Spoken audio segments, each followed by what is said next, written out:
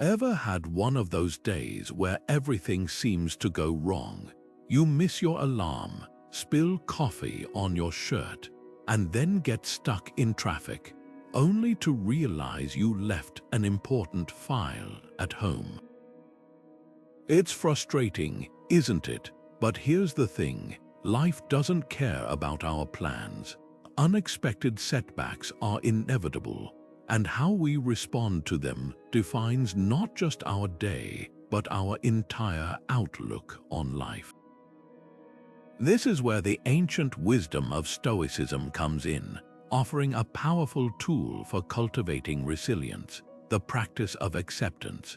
Stoicism teaches us that while we can't control what happens to us, we can always control how we react. Marcus Aurelius, one of history's most famous Stoic philosophers, put it perfectly when he said, "You have power over your mind, not outside events. Realize this, and you will find strength."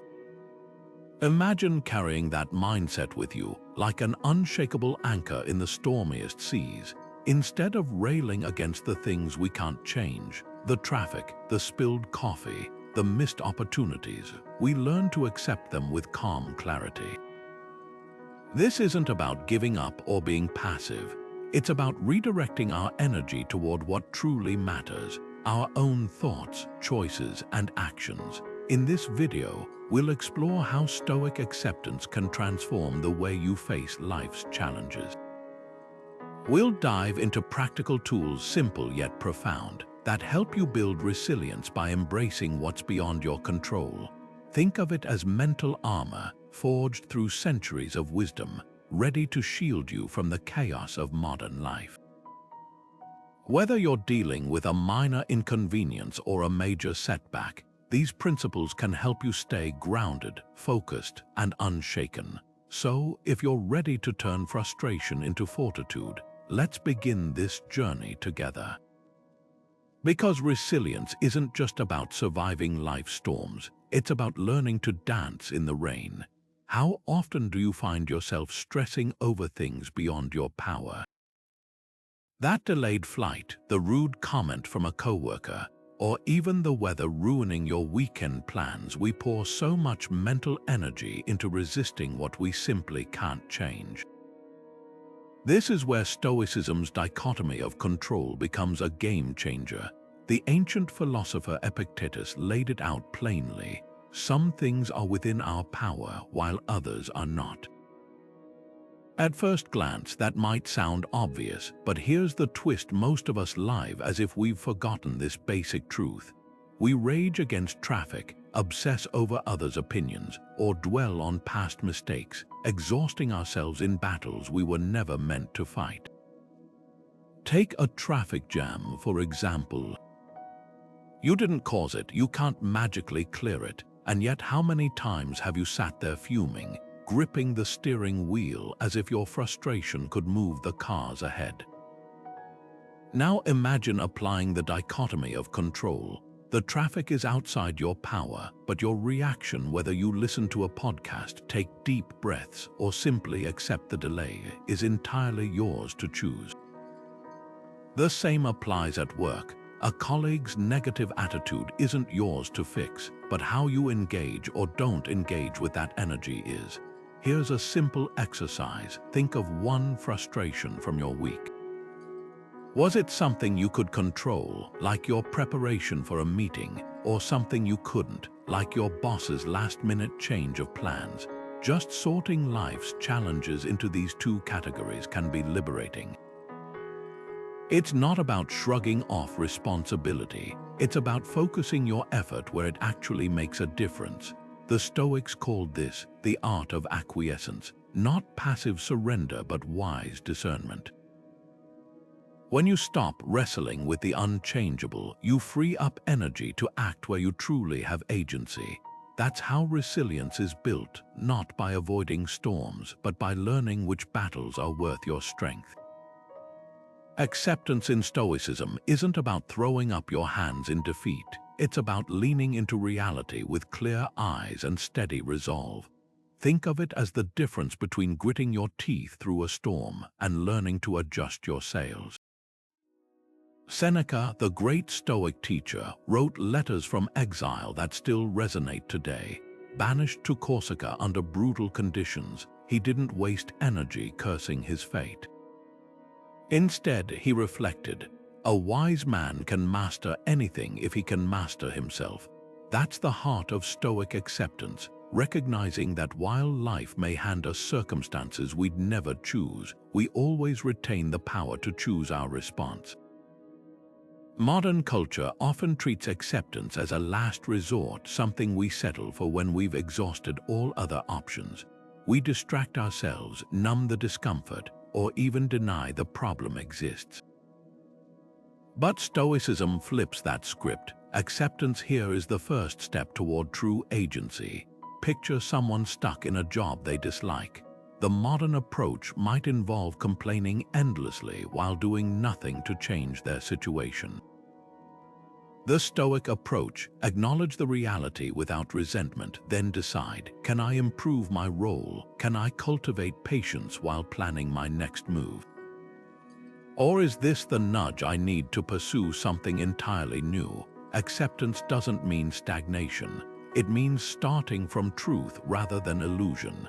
History offers powerful examples of this principle in action. When Seneca was exiled, he didn't wallow. He used the time to write profound letters on resilience, turning isolation into a creative forge. His exile didn't break him, it revealed him.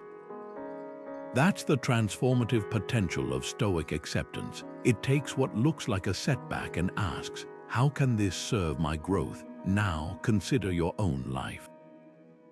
Where are you resisting acceptance? Maybe it's a strained relationship you keep hoping will magically improve, or a health challenge you resent rather than adapt to. The invitation here isn't to shrug and say, that's just how it is. It's to ask, given that this is how it is, what can I do with it? That shift from resistance to engagement is where resilience begins to take root. Amor Fati, love of fate. That phrase, popularized by Nietzsche, captures a radical way of engaging with life's twists and turns. But its roots stretch back centuries earlier to the Stoics like Marcus Aurelius, who wrote, "The impediment to action advances action."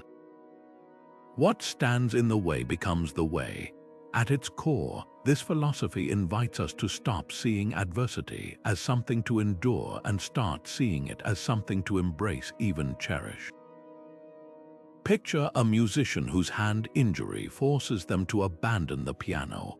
Instead of despairing, they discover a passion for composing, crafting music they never would have created otherwise.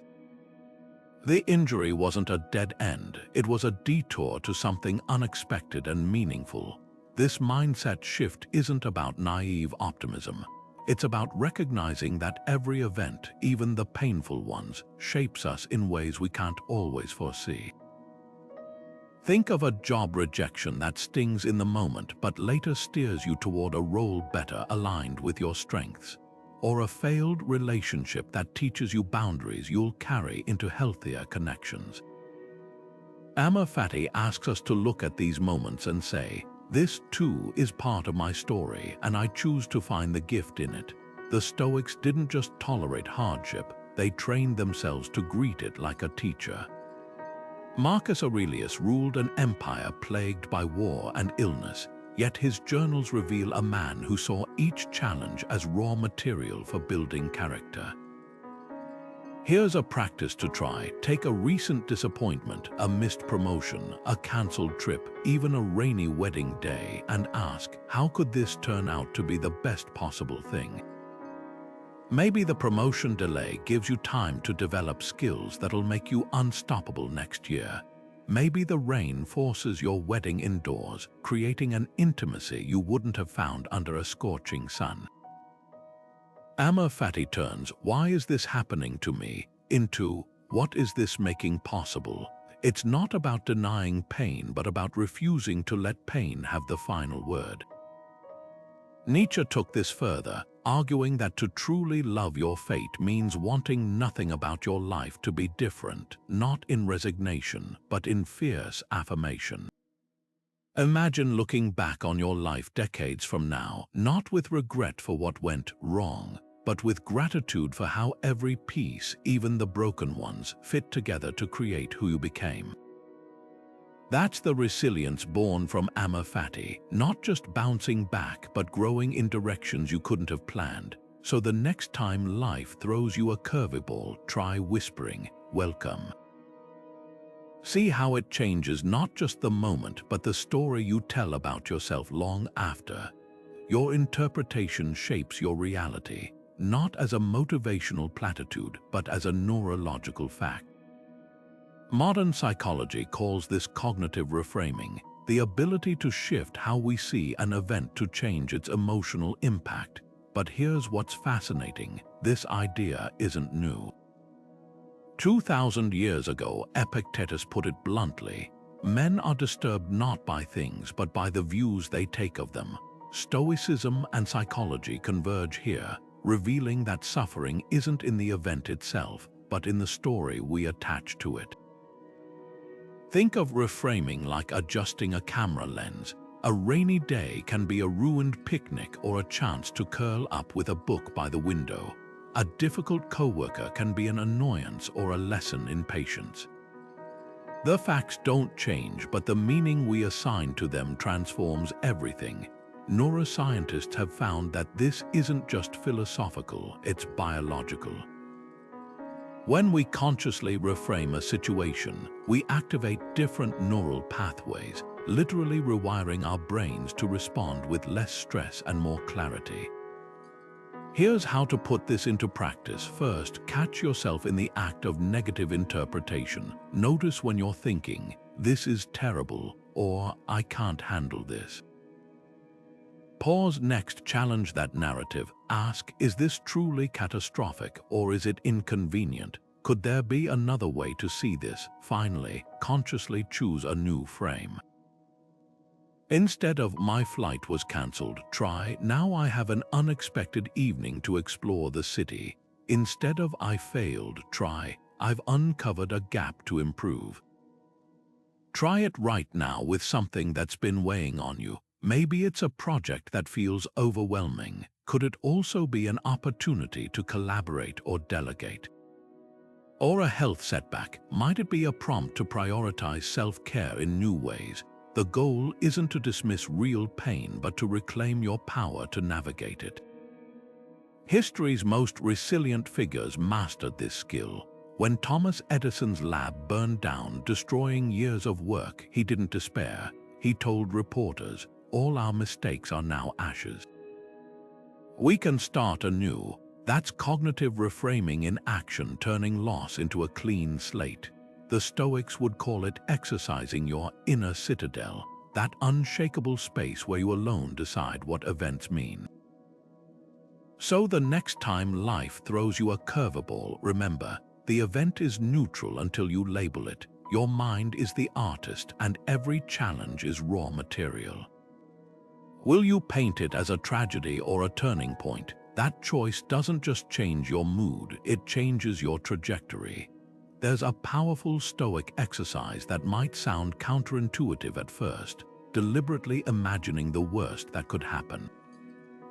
The ancient Romans called it Premeditatio Malorum, the premeditation of evils. At first glance, it seems pessimistic, even morbid. Why dwell on potential disasters? But here's the paradox: by facing our fears head-on, we strip them of their power to surprise or overwhelm us. Seneca, who wrote extensively about this practice, put it simply: "What is quite unlooked for is more crushing in its effect, and unexpectedness adds to the weight of a disaster." Think of it like a fire drill. No one hopes for a fire, but we practice evacuating because it prepares us to act calmly if the unthinkable happens. Premeditatio Malorum works the same way. Let's say you're terrified of losing your job. Instead of avoiding the thought, you sit with it. What if it happens? You imagine clearing your desk, updating your resume, even tightening your budget temporarily. But here's the crucial part: you also visualize yourself adapting. You picture reaching out to your network, exploring new opportunities, or even using the time to learn a skill you've neglected. By mentally rehearsing the scenario, you're not inviting disaster, you're building emotional muscle memory. Seneca took this further in his letters, advising his friend Lucilius to rehearse poverty by occasionally living frugally, even when wealth was plentiful. Why? To prove to himself that he could thrive without luxury. Modern psychology backs this up. Exposure therapy shows that confronting fears in a controlled way reduces their intensity. The Stoics weren't advocating obsession over worst-case scenarios. They were teaching us to inoculate ourselves against panic. Try this now. Pick a fear that's been lingering in the back of your mind: a difficult conversation, a financial setback, a health concern. Close your eyes and walk through it step by step. How would you respond? What resources would you draw on? Who could support you? Notice how, once the unknown becomes familiar, it loses its sharp edge. That's the gift of Premeditatio Malorum. It turns the monsters under the bed into manageable challenges. History's most resilient figures used versions of this tool. Teddy Roosevelt, after losing both his mother and wife on the same day, wrote that the blackest moment of his life became the crucible that forged his resilience. He'd mentally prepared for loss, not because he expected it, but because he understood that life's blows are inevitable. The Stoics would say, "Fortune can take your job, your possessions, even your health, but it can never take your ability to choose how you meet those losses." So the next time anxiety whispers, "What if?" don't shut it down. Lean in. Ask, "Then what?" That's how you transform fear from a paralyzing force into a roadmap for resilience. Because when you've already walked the darkest paths in your mind, you'll never be lost in the shadows. Marcus Aurelius never intended his personal writings to become one of history's most revered works of philosophy. His meditations were simply private notes, a nightly ritual where the Roman emperor examined his thoughts, confronted his shortcomings, and realigned himself with Stoic principles. That's the hidden power of journaling. It turns abstract wisdom into lived experience. When you put pen to paper, you're not just recording events, you're engaging in an ancient practice of self-dialogue that builds resilience brick by brick. Start with this simple prompt: what did I resist today? Maybe it was a colleague's criticism that stung, or a change in plans that threw you off balance. Writing it down does something remarkable. It creates space between you and the event, allowing you to observe your reaction rather than be consumed by it. That pause is where Stoic acceptance begins. Aurelius didn't journal to vent, he wrote to untangle his judgments. Was this obstacle truly harmful, or did my perception make it so? That question alone can transform frustration into clarity. Another powerful prompt: how did I respond to obstacles? Be brutally honest. Did you blame external factors, or did you take ownership of your reactions? The page becomes a mirror, revealing patterns you might miss in the rush of daily life. Perhaps you'll notice that small inconveniences trigger disproportionate stress, or that you often assume the worst before exploring solutions. Journaling shines a light on these automatic responses, giving you the chance to rewrite them. The benefits of this practice compound over time. Daily reflection is like strength training for your mindset. Each entry builds your capacity to distinguish between what's within your control and what isn't.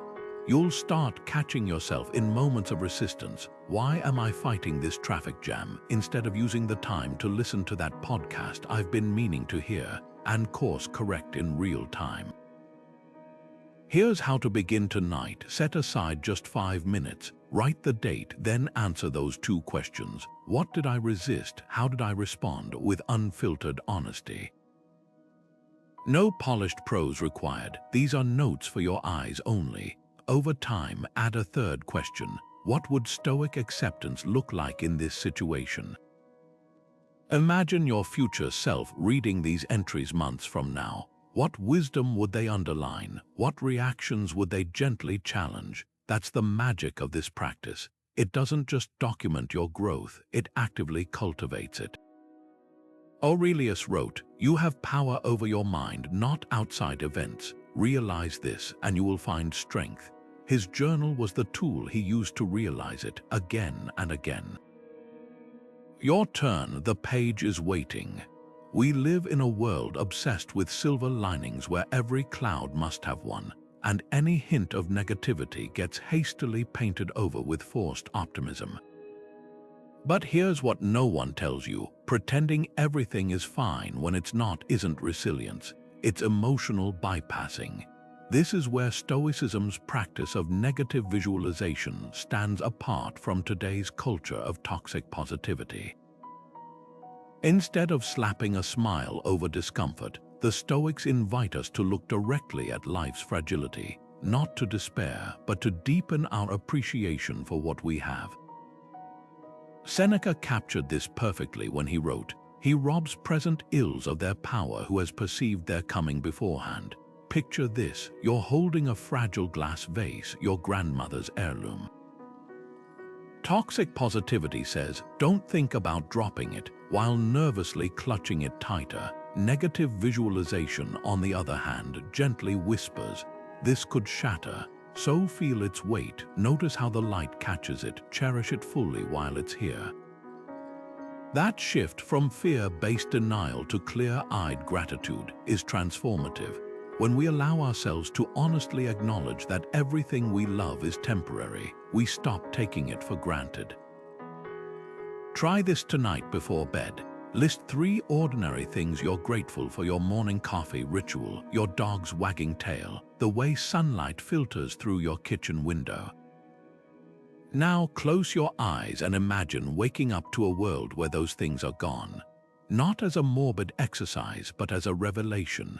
That coffee tastes richer when you drink it knowing someday you might not have it. That dog's joy feels more precious when you remember their lifespan is shorter than yours. Seneca urged his friend Lucilius to live each day as if it were his last, not in fear, but in full presence. Enjoy present pleasures, he wrote, so that you do not depend upon future ones. This practice isn't about dwelling on loss. It's about waking up to the miracle of what's already here. Modern research backs this up. Studies show that people who regularly reflect on life's impermanence report higher levels of gratitude and life satisfaction. It's why the Stoics didn't just count their blessings, they contemplated losing them. That mental rehearsal does something remarkable. It trains you to hold things lightly, to savor them without clinging. So tonight, when you turn off the lights, try it. Name those 3 simple gifts, then let yourself feel, just for a moment, what their absence would be like. When you open your eyes, notice how the room feels different. That's the alchemy of negative visualization. It turns ordinary moments into sacred ones, not by denying life's uncertainties, but by embracing them. Because gratitude isn't genuine until it's been tempered by the honest awareness that nothing lasts forever. Ever notice how much of our stress comes not from the effort we put in, but from how desperately we cling to the results? That promotion we didn't get, the perfect date that fizzled, the project that didn't go viral. We tie our self-worth to outcomes we can't fully control, then wonder why anxiety follows. Epictetus saw this trap 2,000 years ago when he said, "Make the best use of what is in your power and take the rest as it happens." That's the Stoic art of detachment in a nutshell, pouring your energy into your actions while releasing your grip on the results. Take a professional athlete, for example. A basketball player can practice free throws for hours, perfecting their form and focus. But once the game starts, they can't control the defender's height, the referee's call, or whether the ball rattles out at the last second. The Stoic approach: commit fully to the shot, then let go. The player who obsesses over the scoreboard tenses up, the one who trusts their preparation stays fluid. This isn't about apathy, it's about recognizing that excellence lives in the effort, not the score. The same principle applies to creative work. Imagine a writer who spends months crafting a novel, only to face rejection from publishers. If their happiness hinges solely on landing a book deal, they're setting themselves up for misery. But if they measure success by the integrity of their writing process, the discipline of showing up daily, the courage to revise, they'll find fulfillment regardless of external validation. The irony, that very detachment often leads to better outcomes because it removes the desperation that clouds judgment. Now think back to a moment when outcome dependence weighed you down. Maybe you nervously refreshed your inbox after a job interview, or replayed a conversation obsessively, wishing you'd gotten a different reaction. Notice how that fixation drained your present moment peace. The Stoic remedy is simple but profound. Separate your worth from the result. Ask yourself, did I act with integrity? Did I give this my best shot? If the answer's yes, the outcome becomes feedback, not a verdict on your value. This mindset shift is liberating. When you focus on what you can control, your preparation, your attitude, your persistence, you're no longer at the mercy of chance. A chef can't force diners to love every dish, but they can savor the craft of cooking itself. A parent can't guarantee their child's path, but they can show up with patience and presence. Detachment isn't resignation, it's the quiet confidence that comes from knowing you've done your part. The rest, that's life's territory, and learning to let it unfold without resistance is where true resilience begins. Why do you let others' opinions define you? That's the question Marcus Aurelius asked himself in his private journals, wrestling with the weight of being emperor while surrounded by critics and flatterers. Imagine the pressure, every decision scrutinized, every word dissected. Yet his writings reveal a man who refused to let external judgments dictate his self-worth. It never ceases to amaze me, he wrote, we all love ourselves more than other people but care more about their opinion than our own. That paradox still stings today. We'll chase validation from strangers online while ignoring our own inner compass, as if someone else's passing thought holds more truth than our lived experience. Criticism lands like a punch because we've wired ourselves to conflate feedback with identity. A coworker dismisses your idea, and suddenly you're questioning your intelligence.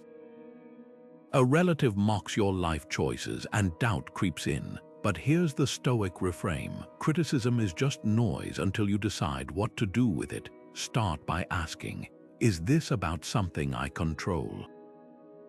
If someone says your presentation was too long, that's actionable.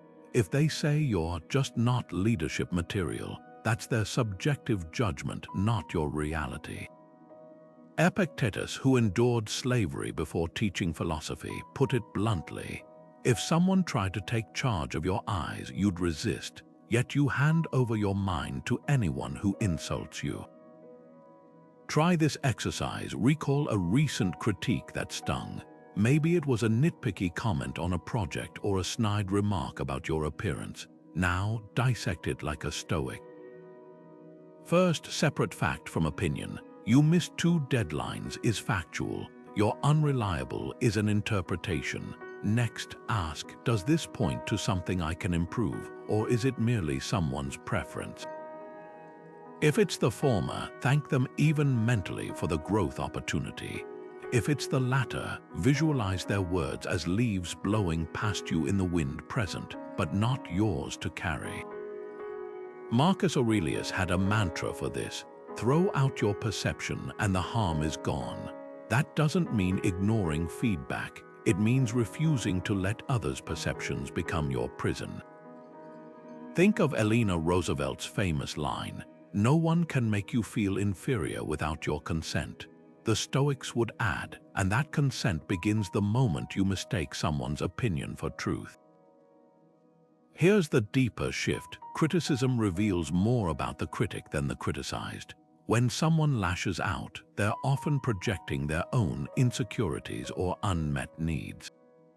The colleague who calls you too ambitious might fear their own lack of drive. The friend who mocks your lifestyle choices might feel trapped in theirs. This isn't about excusing cruelty, it's about draining its power over you. So the next time criticism lands, pause, breathe, ask yourself the Stoics' triage questions. Is this true? Is it useful? Is it mine to fix? If the answer is yes to any, grow from it. If not, let it pass like weather, because resilience isn't armor against judgment. It's the quiet certainty that you alone hold the pen to your story. And no amount of outside noise can rewrite your worth unless you hand them the page. Picture a river. Its water's never the same from one moment to the next, yet always flowing with purpose. Heraclitus, the ancient philosopher, saw this as the essence of life. No man ever steps in the same river twice. The river changes, and so do we. Yet how often do we stand knee-deep in life's currents, desperately trying to hold back the water with our hands? We cling to jobs, relationships, or even outdated versions of ourselves, convinced that stability equals safety. But here's the truth Stoics understood. Resistance to change isn't protection, it's the very source of our suffering. Consider a tree in a storm. The rigid oak snaps under pressure, while the flexible bamboo bends and survives. That's the paradox of resilience. It's not built through stubbornness, but through adaptability. Marcus Aurelius faced this daily as emperor, watching plans crumble and alliances shift. His remedy: the obstacle is the way. When a crisis forced him to pivot, he didn't waste energy mourning the lost path. He focused on forging a new one. This isn't just philosophy, it's biology. Our cells regenerate, our skin sheds, even our memories reshape over time. Fighting impermanence is like arguing with gravity. Now think back to a change you once resisted. Maybe it was a move you didn't want to make, a relationship that ended, or a dream that dissolved. At the time, it likely felt like loss. But with hindsight's clarity, can you spot the unexpected gifts? The job rejection that pushed you toward a better fit, the heartbreak that taught you self-worth. The Stoics called this the art of transformation, seeing every shift, even the painful ones, as raw material for growth. Here's a practice to try. List 3 changes you've weathered in the past 5 years. Next to each, write not just what you lost, but what you gained. A career setback might have revealed hidden strengths. A health scare could have deepened your gratitude for small joys. This isn't about sugarcoating hardship. It's about recognizing that life's most transformative moments often arrive disguised as disruptions. The Japanese art of kintsugi offers a beautiful metaphor here. When a ceramic piece breaks, artisans repair it with gold, not hiding the cracks but highlighting them as part of the object's history. That's how Stoics view change, not as something to fear or conceal, but as the very process that makes us stronger and more intricate. The river keeps flowing, the seasons keep turning, and we, if we're wise, learn to move with them rather than against them, because resilience isn't about staying untouched by life. It's about being reshaped by it again and again and finding the gold in every fracture. Imagine someone cuts you off in traffic, or your partner makes an offhand comment that rubs you the wrong way. In that instant, before the anger flares or the hurt settles in, there's a tiny but powerful gap, a breath where you decide what happens next. Epictetus called this the discipline of ascent, that critical moment when we either blindly follow our knee-jerk reactions or consciously choose a wiser path. He described it as the space between stimulus and response, where our true power lies. Think of it like a guard standing at the gates of your mind, deciding which thoughts get through and which don't. That split second might feel automatic, but with practice you can stretch it into a space of real freedom. Here's how it works when something triggers you: a rude email, a childcare mishap, even a negative thought. your first reaction is like a spark. The discipline of ascent is the pause before that spark becomes a wildfire. Picture yourself holding a remote control with a pause button. Instead of yelling, sulking, or spiraling, you press pause. For just 3 seconds, you breathe. You notice the heat rising in your chest, the words forming on your tongue, and you create just enough distance to ask, is this reaction serving me? This isn't about suppressing emotions. It's about interrupting autopilot long enough to choose your next move deliberately. Try this today in a low-stakes conversation. Maybe a coworker interrupts you or your child whines for the 10th time. Before reacting, count silently. 1. Feel the initial impulse. 2. Notice the story you're telling yourself, they don't respect me. 3. Ask, what's the most useful response here? You might still set boundaries or express frustration, but now it's coming from clarity, not raw reaction. The Stoics knew what modern neuroscience confirms. Emotions are chemical waves that peak and fade. That pause lets the wave crest without sweeping you away. Epictetus, who was born a slave and faced cruelty most of us can't imagine, trained himself to respond to insults with amusement or silence. When a man once insulted him, he replied, "You must know me better than I know myself if you can judge me so accurately." His restraint wasn't weakness, it was mastery.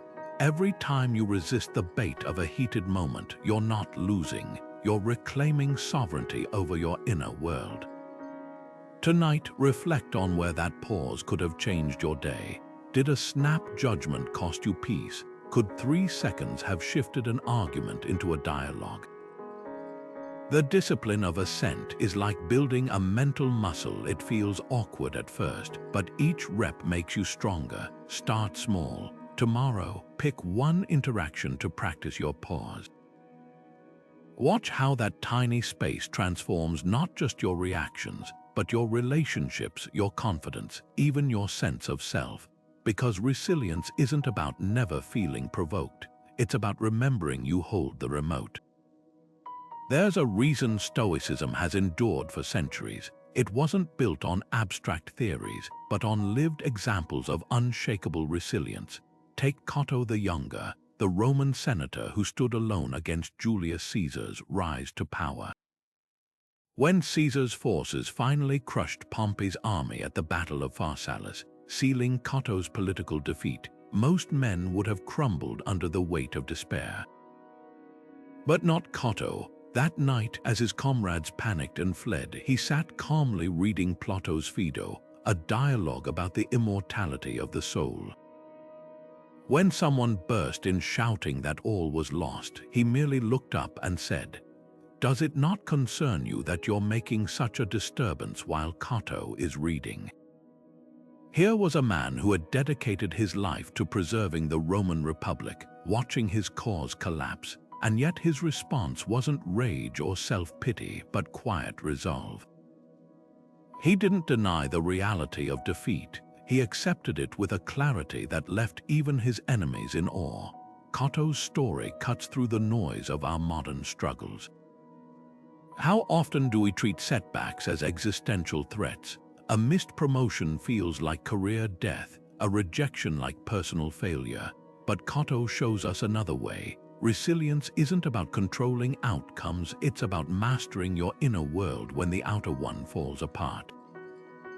After Pharsalus, he didn't waste energy on what he couldn't change. Instead, he focused on what remained within his power, his integrity, his principles, his choice to meet disaster with dignity.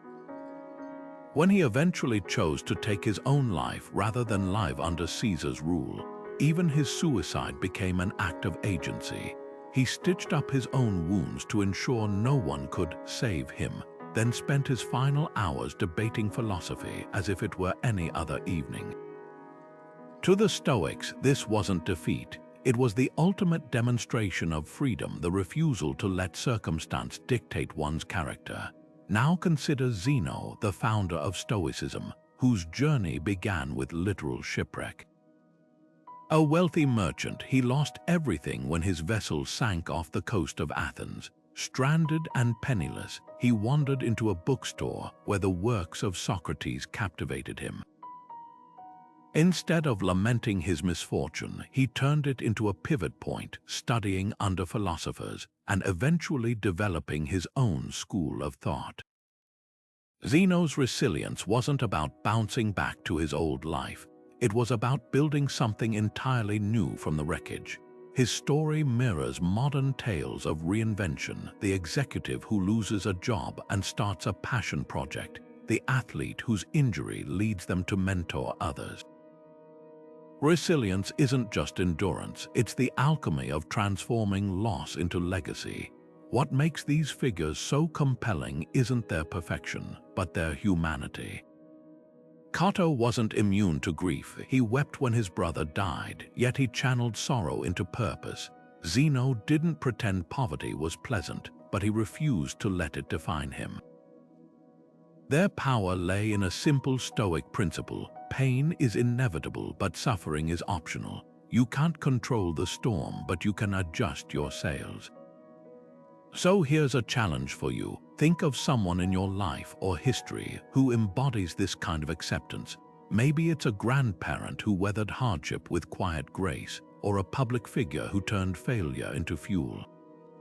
What specific traits do you admire? Their ability to adapt, their refusal to play the victim, their knack for finding meaning in mess. Write their name down, and next to it, the quality you most want to cultivate in yourself. Because resilience isn't just something you have, it's something you practice, one choice at a time, just as Cato and Zeno did. Their stories aren't relics, they're roadmaps. And the same strength that guided them through ancient crises is available to you in your daily battles, if you're willing to reach for it.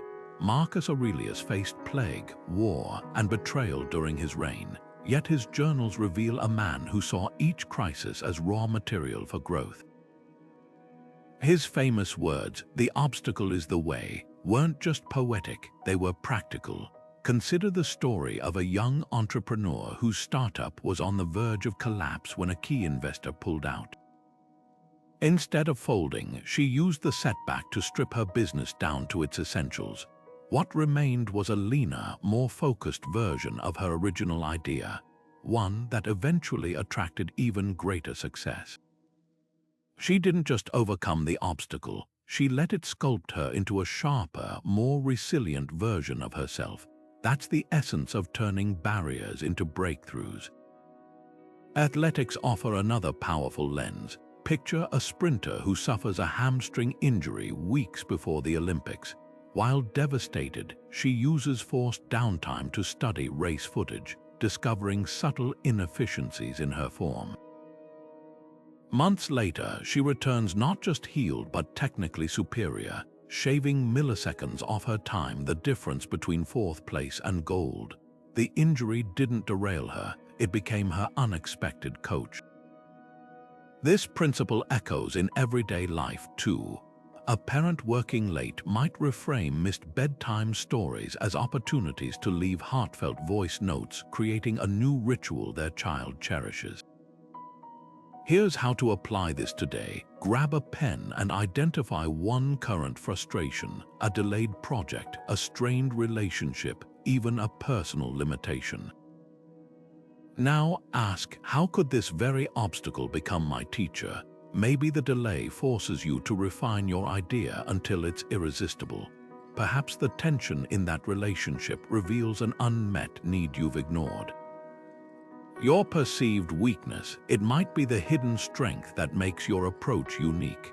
The Japanese concept of wabi-sabi honors flaws as marks of character. Stoicism takes it further, urging us to see them as tools for transformation. History's most innovative leaps often came from constraints.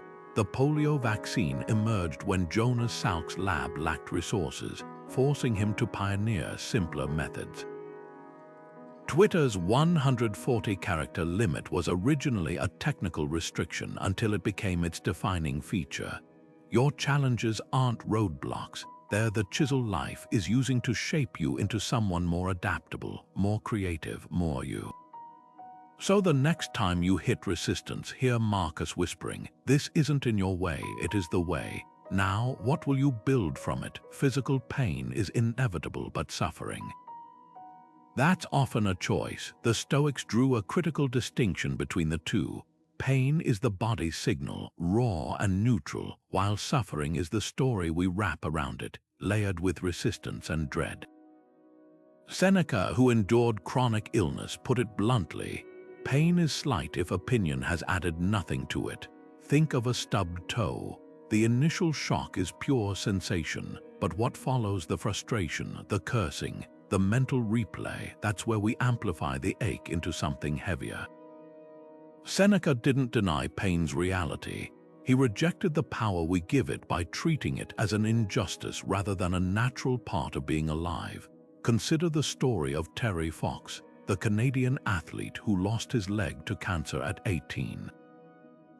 Instead of succumbing to despair, he embarked on a cross-country run to raise awareness, covering over 3,000 miles on one leg and a prosthetic. The pain was constant, but his journals reveal a mind trained on purpose, not protest. "I'm not a dreamer," he wrote, "and I'm not saying this will initiate any kind of definitive answer or cure to cancer. But I believe in miracles." Fox didn't transcend pain, he transformed it into fuel. Every step was an act of acceptance, a refusal to let discomfort dictate his mission. His suffering didn't vanish, it was eclipsed by something more compelling. This principle isn't just for extraordinary feats. Imagine waking with a migraine. The throbbing is real, but the mental spiral, "Why does this always happen to me? I'll never get anything done," turns a biological event into a personal crisis. Now picture shifting that inner dialogue. "This hurts, but it's temporary. I'll rest now and adjust my plans." The pain remains, but the struggle against it dissolves. That's the Stoic shift, meeting reality as it is, not as we wish it to be. Take a moment to recall your own experience. Maybe it was a dental procedure where fighting the drill's noise magnified your anxiety, until you consciously relaxed into the chair and noticed the tension ease. Or a breakup where replaying, if only, scenarios prolonged the heartache, until acceptance let you grieve without self-torture. These aren't small victories, they're proof that between pain and suffering lies a gap, and in that gap lies your agency. Seneca's letters reveal a man who treated pain as a teacher. When his breathing troubles flared, he didn't beg the gods for relief. He studied his own capacity to endure. "The wise man," he wrote, "is neither raised up by prosperity nor cast down by adversity." That's the invitation here, not to erase discomfort, but to discover what you're made of in its presence. Because resilience isn't the absence of pain, it's the quiet realization that you can hold it without being crushed. We carry the past like invisible weights, every regret, every what if, every moment we wish we could rewrite. Marcus Aurelius, who ruled an empire yet wrestled with his own mind, wrote this reminder in his journal: "The past is gone, the future is uncertain, the present is all we have." He wasn't dismissing history's lessons, he was warning against letting yesterday's shadows darken today's light. Think of it like driving while glued to the rearview mirror. You might know every detail of the road behind you, but you'll miss the turns ahead, or worse, crash into something right in front of you. Stoicism draws a sharp line between learning from the past and being trapped by it. Rumination, that endless loop of replaying mistakes, is like mental quicksand. The more you struggle with "I should have said this," or "if only I'd done that," the deeper you sink.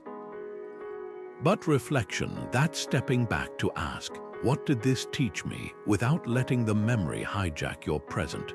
When Aurelius lost his father young, he didn't dwell on the loss. He honored the virtues his father embodied by living them.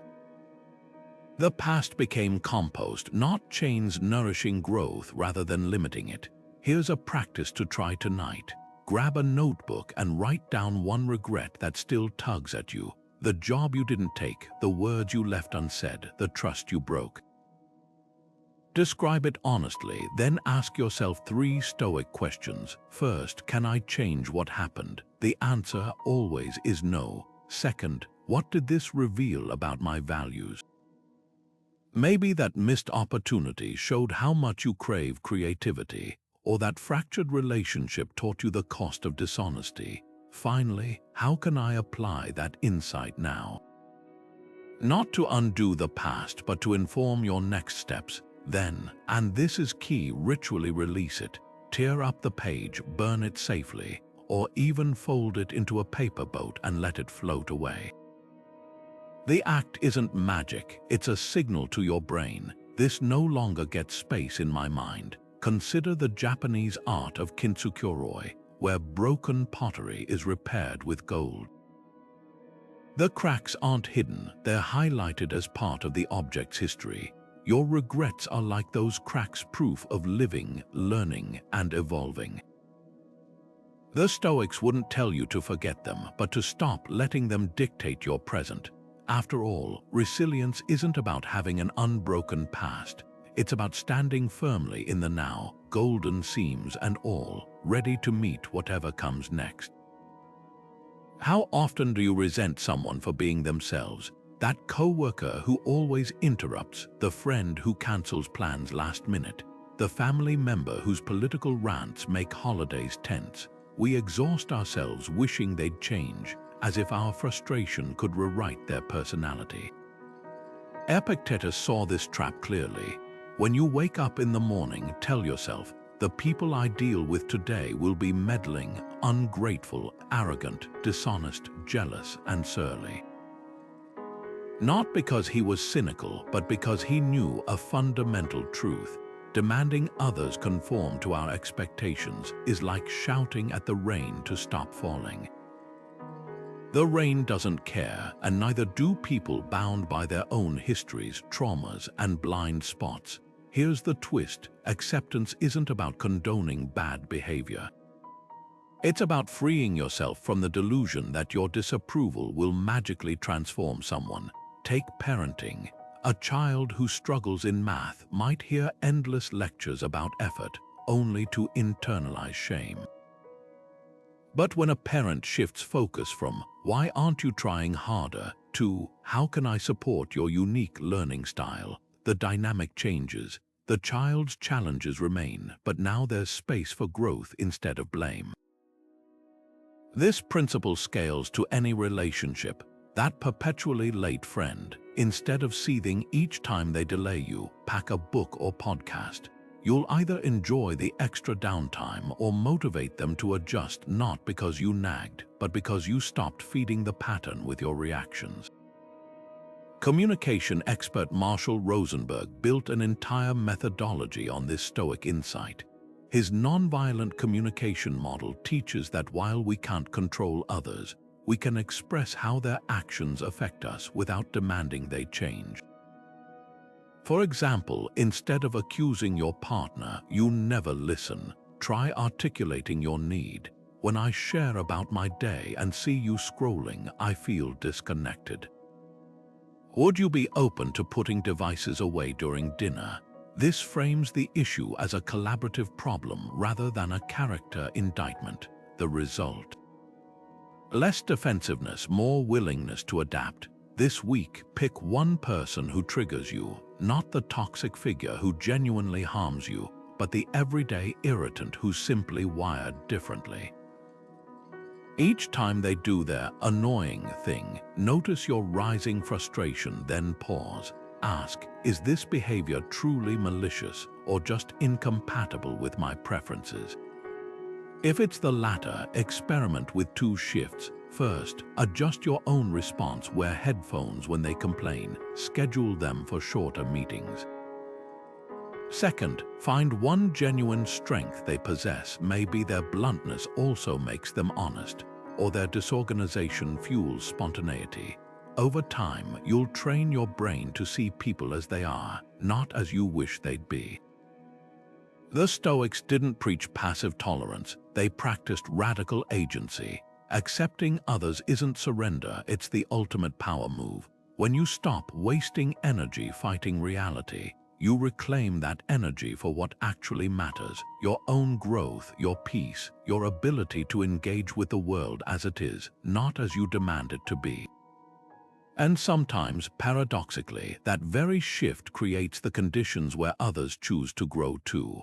Rome in Seneca's time was a pressure cooker of political intrigue, rampant inequality, and daily unpredictability, not so different from the relentless churn of modern life. Yet in his letters, the philosopher described walking through the chaos with what he called tranquillitas animi, tranquility of the soul. His secret, acceptance, wasn't passive resignation. It was the deliberate act of anchoring himself in what he could control while letting the storm rage around him. Picture him writing by candlelight as riots erupted outside his door, his words steady as a metronome. A wise man is neither raised up by prosperity nor cast down by adversity. That's the essence of Stoic serenity, not the absence of turmoil, but the presence of an unshakable inner compass. Fast forward 2,000 years, and our chaos wears different masks. The 24/7 news cycle bombards us with crises we can't solve. Algorithms feed our outrage, and notifications fracture our attention into ever smaller pieces. But here's the parallel. Just as Seneca couldn't single-handedly calm Rome's streets, you can't control global events or others' actions. What you can control is your relationship to the noise. Think of your mind as a garden. External chaos is the weather, sometimes harsh, always uncontrollable. Acceptance is the act of tending your plot regardless, pulling the weeds of reactive emotion so clarity can take root. Seneca's remedy for Rome's frenzy: selective engagement. He advised Lucilius to associate with those who will improve you, welcome those you can improve, and most radically, to limit your time in the crowd. Today, that translates to digital stoicism, curating your inputs like a philosopher king. Start with a simple audit. For 1 week, track how you consume news. Do you scroll first thing in the morning, flooding your brain with cortisol before breakfast? Do you dive into comment wars, mistaking reactivity for righteousness? Now imagine applying Seneca's triage. What information truly serves your growth? What's merely feeding anxiety? Try this experiment.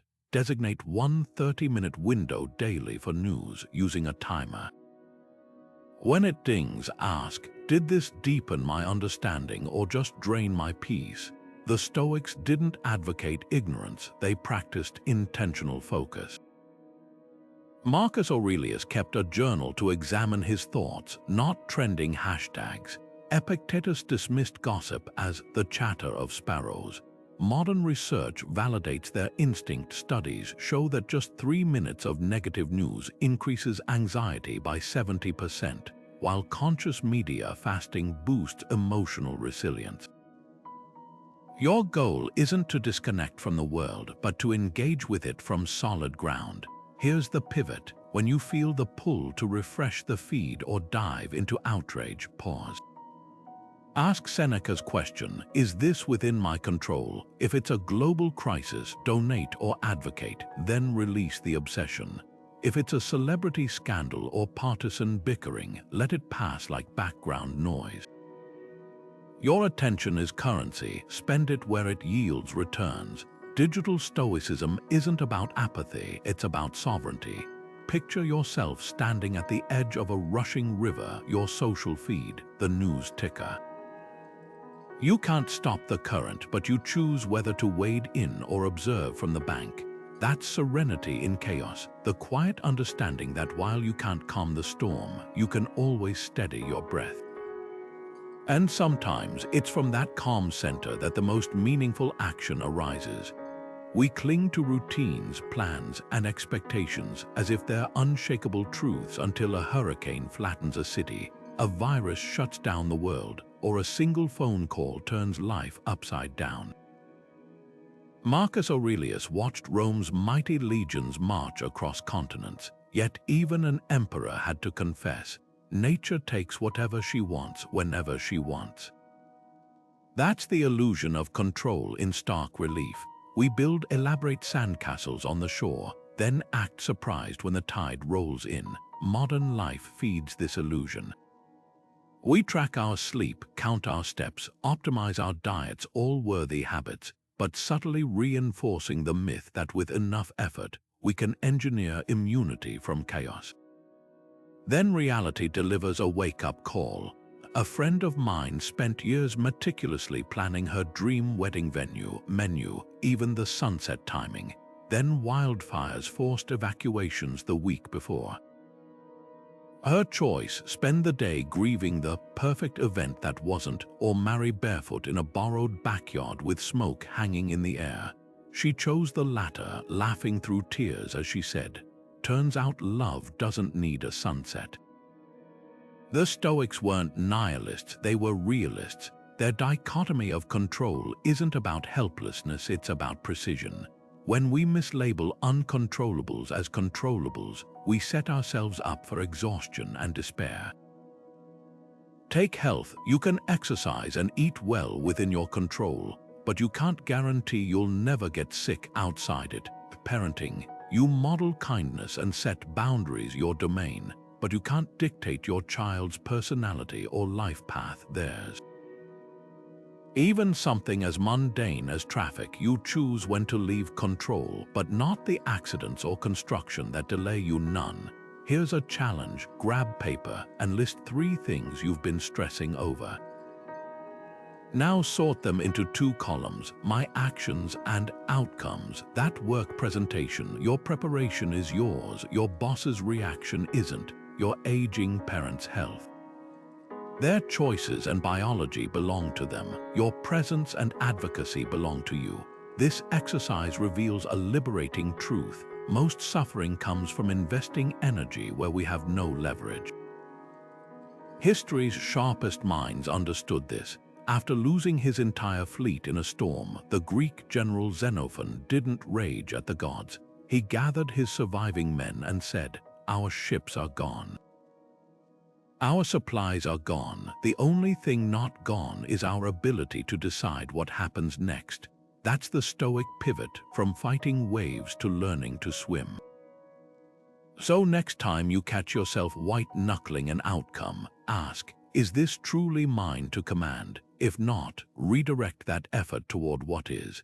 Because resilience isn't built by controlling life's currents, but by mastering your balance within them.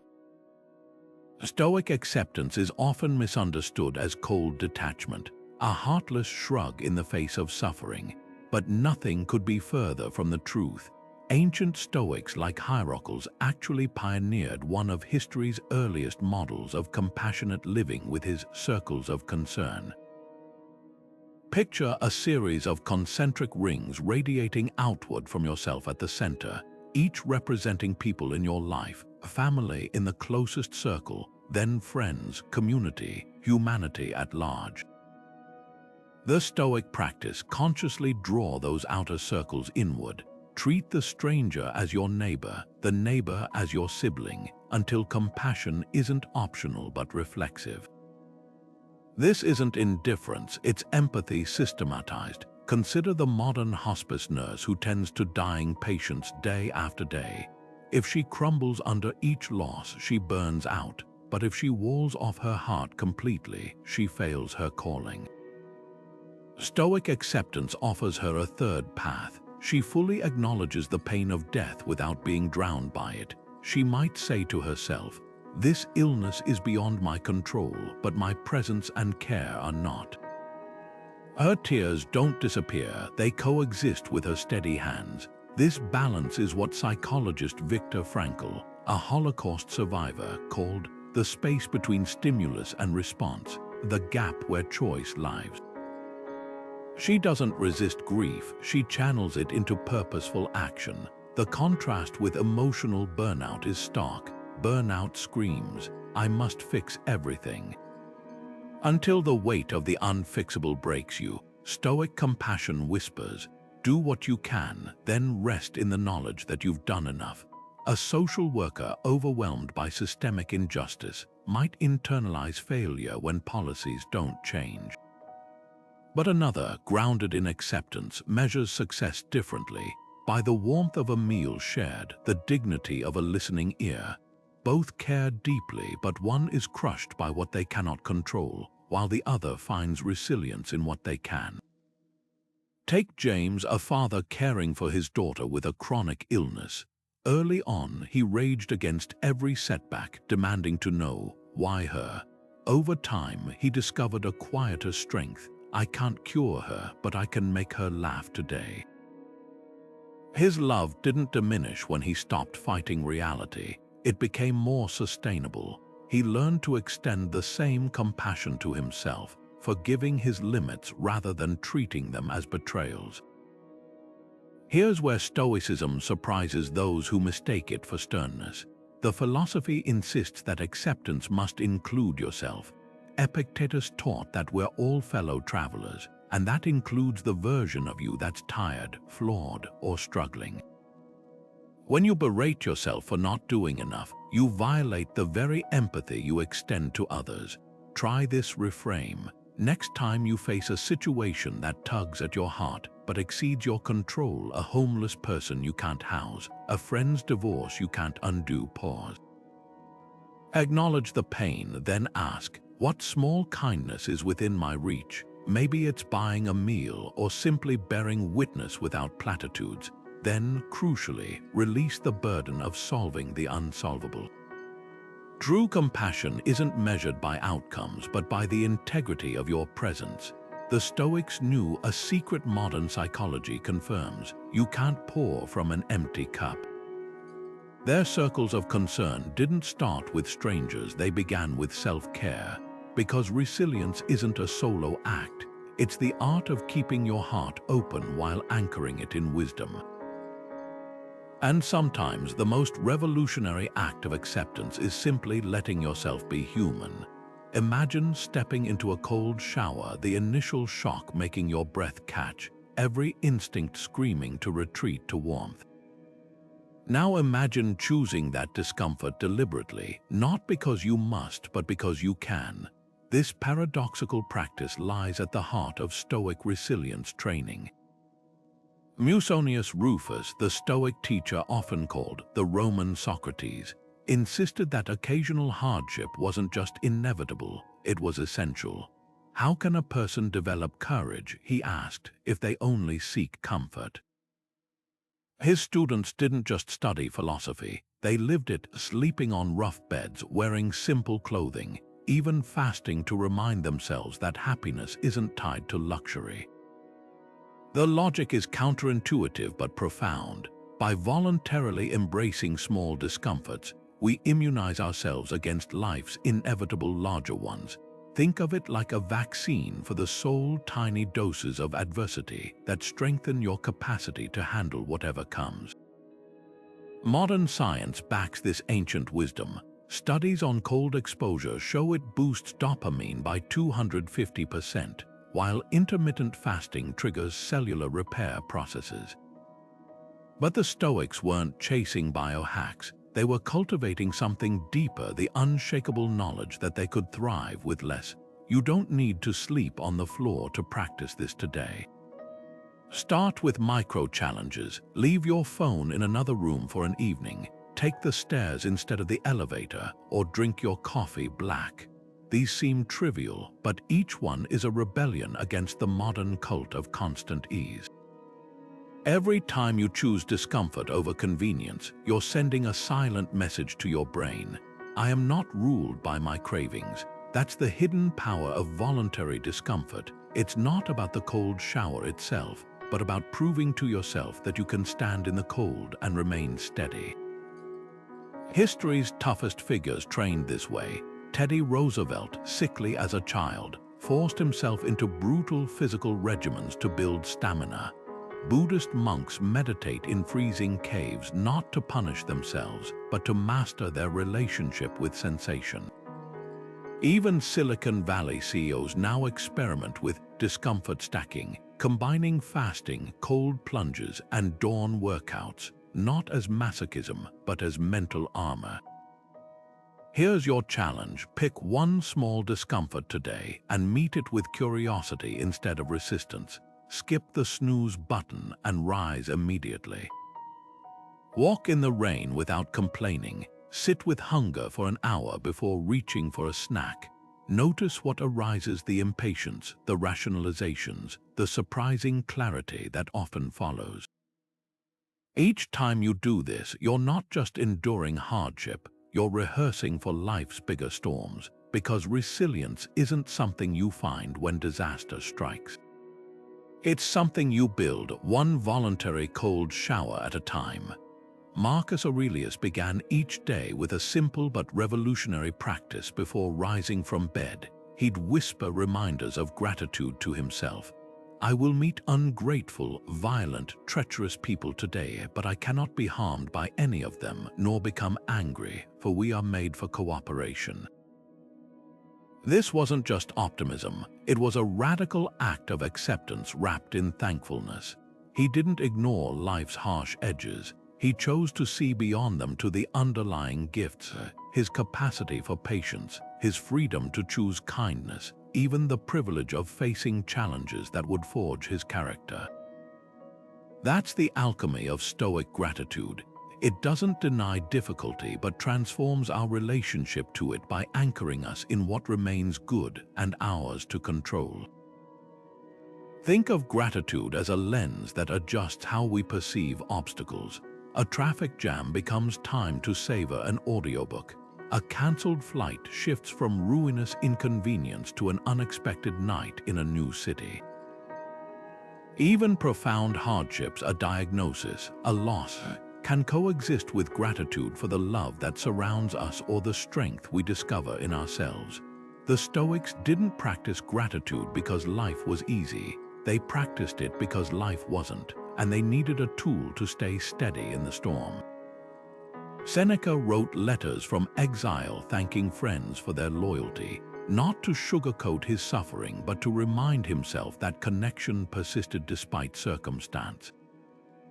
His gratitude wasn't passive, it was an active rebellion against despair. Try this tonight. List 3 ordinary things you usually overlook. The hum of your refrigerator, a sign of abundance. The wear on your shoes, proof of journeys taken. Even the irritation of a crowded grocery store, evidence of community. At first, it might feel forced, like stretching a stiff muscle, but over time you'll notice a shift. The neighbor's barking dog becomes a reminder that life pulses around you. The rain that cancels your picnic waters the trees that shade your street. Gratitude trains the mind to spot fragments of light without denying the dark, a skill neuroscientists now link to increased resilience. Studies show that just 5 minutes of daily gratitude journaling reduces stress hormones by 23%, not because problems vanish, but because the brain starts scanning for solutions instead of threats. Here's the Stoic twist. This practice isn't about ignoring pain, it's about refusing to let pain monopolize your attention. When Marcus Aurelius journaled about the people who annoyed him, he didn't stop at frustration. He pushed further, writing, "What virtues have they taught me?" Patience, humor, compassion, even irritations became teachers. Modern psychology calls this benefit finding, but the Stoics framed it as wisdom. Every circumstance, pleasant or otherwise, offers something to harvest if we're willing to look. So tonight, as you list your 3 ordinary blessings, go one step further. Pick one current struggle and ask, what hidden gift might this contain? Maybe the project delay grants time to refine your work. Perhaps the strained relationship is clarifying your boundaries. Gratitude isn't magic. It won't erase hardship, but it will reveal footholds in the steepest climbs. Because resilience isn't just about enduring life's storms, it's about remembering, even mid-downpour, that you still hold the umbrella. How light would you feel without your shoulds? That invisible weight pressing down, I should be further along by now, my relationships should be easier, life should be fair, is often the real source of our exhaustion, not the circumstances themselves. Seneca saw this clearly when he wrote, "We suffer more in imagination than in reality," pointing to the self-inflicted wounds of expectation. Picture a runner shackled with lead weights, convinced they're failing because they can't keep pace, only to realize the weights were never mandatory. That's the paradox of expectations. We treat them like unchangeable laws rather than choices we've absorbed, often unconsciously, from family, culture, or comparisons. Consider societal timelines: the pressure to marry by 30, own a home by 40, retire by 60. Seneca mocked such rigid templates in his letters. Life is long if you know how to use it. His contemporary, Cato, defied Roman norms by wearing outdated clothing, not out of poverty but to prove status symbols held no power over him. Modern equivalents might be the entrepreneur who rejects hustle cultures, always on dogma, or the parent who unsubscribes from Pinterest perfect parenting standards. The Stoic insight: expectations are mental constructs, not natural phenomena. You can't control external demands, but you can dissolve their grip by asking one radical question, says who. Here's a practice to try today. Identify one should that's been haunting you. I should have a more impressive job title. My kids should need me less. I should be over this grief by now. Now interrogate its origin. Did this expectation arise from your values, or was it inherited? A client of mine once agonized over not being a homeowner at 35 until he traced that should back to a childhood taunt about real adults having mortgages. The moment he named it as someone else's script, not his own, the weight lifted. He didn't abandon responsibility, he reclaimed agency. Stoicism takes this further with Premeditatio Malorum, imagining the worst-case scenario to expose expectations' absurdity. What if you never get that promotion, never reconcile with that estranged sibling, never achieve society's benchmark of success? Seneca advised, rehearse poverty, exile, even death, and you'll find they're not as catastrophic as fear paints them. This isn't pessimism, it's liberation. Like a traveler shedding unnecessary luggage, you start moving through life lighter, swifter, more resilient. So tonight, as you reflect, pick one expectation to release, not by lowering standards, but by distinguishing between aspirations and impositions. Write it down, then literally let it go. Tear it up, burn it safely, or watch it float away in a stream. Notice the space that opens when should becomes could, when obligation becomes choice, because resilience isn't about carrying heavier loads, it's about realizing you were never meant to carry them in the first place. Silence isn't just the absence of noise, it's a deliberate space where clarity takes root. The Stoics revered silence not as emptiness, but as fertile ground for wisdom. Epictetus, who trained his students in the art of disciplined speech, put it bluntly, "We have 2 ears and 1 mouth so that we can listen twice as much as we speak." Imagine applying that ratio to your daily life, listening more, reacting less, and letting silence become your ally in cultivating resilience. In a world that equates quick responses with competence and constant chatter with connection, Stoic silence is a radical act of reclaiming your inner sovereignty. Think of the last heated conversation you had, maybe a political debate at dinner or a tense exchange with a coworker. Recall the urge to interrupt, to defend, to win. Now imagine inserting just 3 seconds of intentional silence before responding. Those seconds become a sanctuary, a buffer between provocation and reply. Ancient Stoic teachers called this hesychia, a practiced stillness that allows you to observe your impulses without being ruled by them. It's not about stifling your voice, but about choosing when to use it with precision. Like a sculptor stepping back to study the marble before each chisel strike, silence lets you shape your words and your reactions with intention. Here's how to weave this into your routine. Carve out 5 minutes each morning for silent reflection. No guided meditations, no background music, just you and the quiet. Sit by a window, watch the light shift, and observe your thoughts without chasing them. At first, mental chatter will dominate like ripples on a pond after a stone's toss, but gradually the water's still. In that stillness, you'll notice something profound, the space between stimulus and response widening. A honking car won't trigger instant irritation. A critical email won't spiral into self-doubt. Silence trains you to respond instead of react, and that distinction is where resilience lives. History's most grounded figures harnessed this power. Marcus Aurelius wrote his meditations not in the echo of Senate debates, but in the pre-dawn hush of his tent on military campaigns.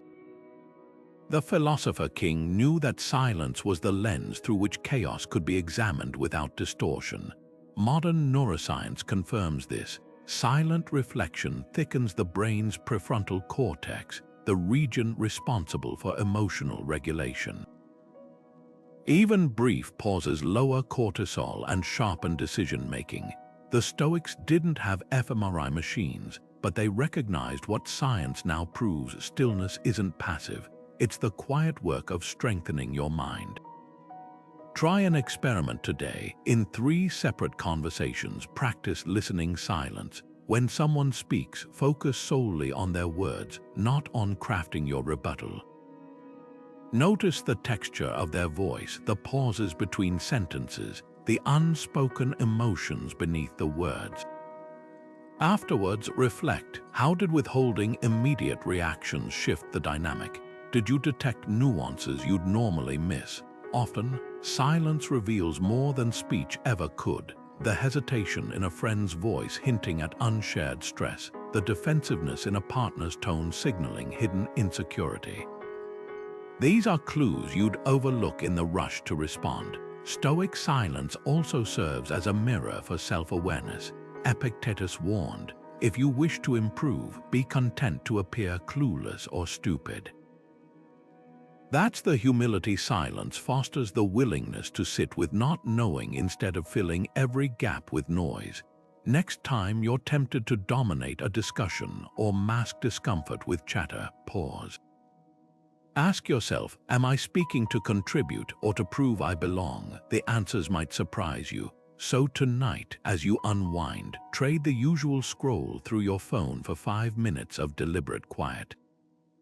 Let the hum of the fridge or the rustle of leaves outside become your anchor. Observe how your body relaxes when it's not bracing for the next input. That's the gift of Stoic silence, not just less noise, but more room to breathe, to choose to be. Because resilience isn't forged in the clamor of constant doing. It's nurtured in the spaces between, where you remember who you are when no one's watching. Stoicism often gets painted as a solitary pursuit, the lone philosopher weathering life's storms in quiet detachment. But peel back the layers, and you'll find a surprising truth. Even Marcus Aurelius, the emperor who penned his meditations as private reflections, was engaged in a dialogue not just with himself, but with the Stoic teachers who shaped his thinking. His journals were less a monologue and more a conversation across time. A testament to resilience forged not in isolation, but through the invisible threads of shared wisdom. The Stoics understood that while our battles are personal, our strength often comes from connection. Consider the power of a single insight passed between friends. Imagine you're grappling with a difficult decision, say, whether to leave a stable job for a risky passion project. You could spin in circles alone, weighing pros and cons until exhaustion sets in. But now picture sharing that dilemma with someone who asks the Stoic question, what's truly within your control here? Suddenly, the noise clears. Your friend isn't solving the problem for you. They're holding up a mirror to your own agency. That's the alchemy of communal resilience, the way a single perspective can shift your entire terrain. History brims with these partnerships. Seneca's letters to Lucilius weren't just philosophical treatises. They were lifelines tossed across the distance, reminding both men that growth thrives in dialogue. Even Epictetus, who taught in the crowded streets of Athens, knew that wisdom spread fastest when minds rubbed against each other. His student Arion captured those lessons not for private study, but for communal sharing. Proof that Stoicism was never meant to be hoarded like gold, but circulated like currency. Here's a challenge that bridges ancient practice and modern life. Pick one insight from this video, perhaps the dichotomy of control or the practice of negative visualization, and share it with someone today. Not as a lecture, but as an invitation. Say, I've been thinking about how much energy we waste on things we can't change. What do you think? Watch what happens. Maybe your coworker recalls a time they obsessed over a flight delay until realizing their frustration changed nothing.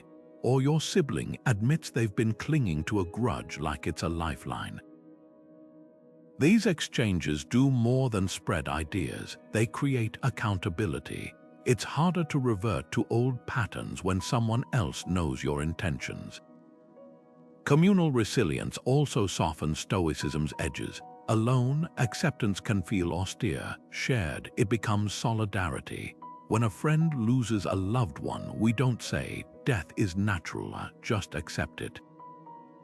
We sit with them in their grief, our presence whispering the deeper truth. This pain is part of being human, and you don't have to carry it alone. The Stoics knew this intimately. When Cato's son died, Cicero reported that the famously disciplined statesman wept openly, not because he rejected Stoic principles, but because he understood that even the sturdiest ship needs a harbor. So why does this matter now? In an age of curated loneliness, of endless scrolling but dwindling eye contact, we've mistaken self-reliance for strength. True resilience doesn't mean building higher walls. It means knowing which gates to leave open. The next time you practice Stoic reflection, don't just journal privately. Text a friend, "Today I'm working on accepting what I can't change. Want to join me?" That simple act transforms philosophy from theory into lived experience, weaving individual resilience into something far more enduring, a shared fabric of collective grit. Because the unspoken truth of Stoicism is this: wisdom might begin within, but it only becomes unshakable when passed hand to hand. Your struggles are yours alone to face, but you don't have to face them alone. And sometimes the most stoic thing you can do is let someone else remind you of your own strength. Imagine planting an oak sapling today, knowing you'll never sit in its shade.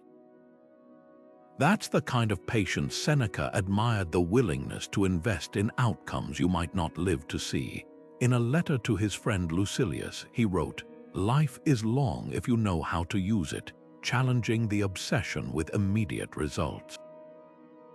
We live in an age of viral fame and instant gratification, where algorithms reward snap reactions and overnight success stories dominate headlines. But beneath the glossy surface of these narratives lies a truth the Stoics understood centuries ago. Real resilience isn't forged in the spotlight. It's cultivated in the quiet, consistent work that rarely gets applause. Take the myth of the overnight success. We celebrate the startup that skyrockets to $1 billion valuation, ignoring the years of pivots and failures that came before. We marvel at the artist who burst onto the scene, overlooking the decade they spent honing their craft in obscurity. Even nature rejects shortcuts. A bamboo forest spends years growing roots underground before shooting up several feet in weeks. Seneca's tree planting analogy cuts to the heart of this. Resilience isn't about weathering a single storm. It's about tending your inner garden season after season, even when harvests feel distant. Modern psychology confirms what the Stoics practiced. Studies on grit by researchers like Angela Duckworth reveal that perseverance outstrips talent as a predictor of long-term achievement. The ability to delay gratification, famously tested in the Stanford marshmallow experiment, correlates with everything from academic success to emotional stability. These aren't new discoveries, they're scientific validations of ancient wisdom. When Marcus Aurelius wrote, "The universe is change, our life is what our thoughts make it," he was underscoring that resilience is a daily choice, not a one-time triumph. So where does this leave us in a world addicted to speed? Start by identifying one area where you can trade haste for depth. Maybe it's your career. Instead of fixating on promotions, focus on mastering a skill that will compound over years. Perhaps it's a relationship, investing in tough conversations now to build trust that lasts decades. Even fitness offers a lesson. The person who trains for lifelong mobility outlasts the one chasing 6-week transformations. Consider the Japanese concept of ikigai, the intersection of what you love, what you're good at, and what the world needs. Finding yours isn't a weekend workshop. It's a gradual unfolding, like a tree's rings marking slow, steady growth. Or look to the slow food movement, which rebelled against fast culture by honoring tradition and patience in meals. These aren't rejections of progress, they're corrections to the illusion that faster always means better. Here's your challenge: pick one project, habit, or relationship where you'll consciously embrace the long game.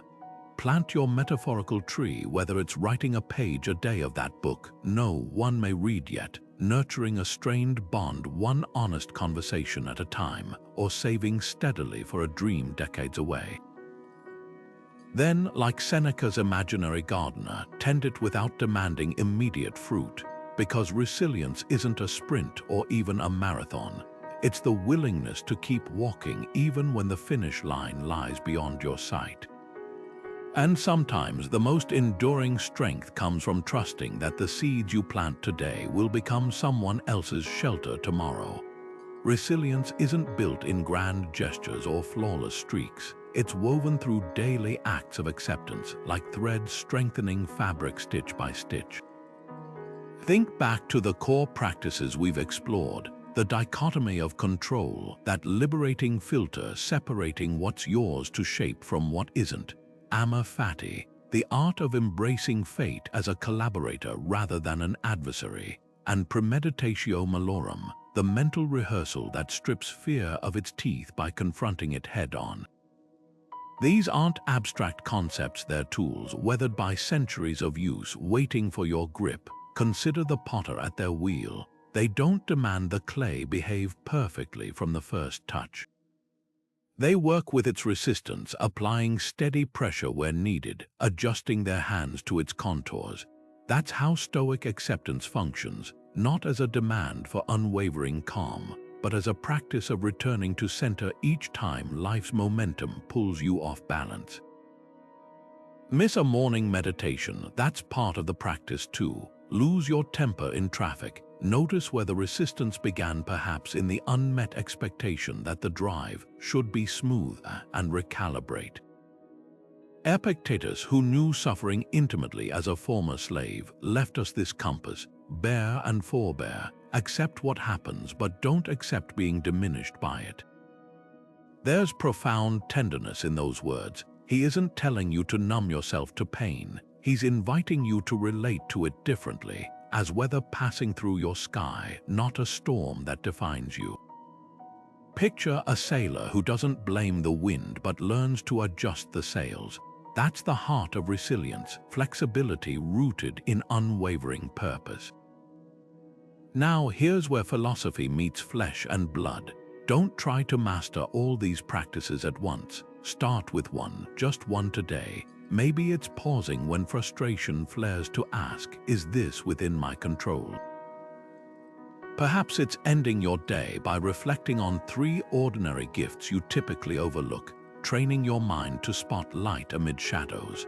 Or maybe it's writing down one fear you've been avoiding and walking through it mentally, like a fire drill for the soul. Small steps aren't insignificant, they're how giants are climbed.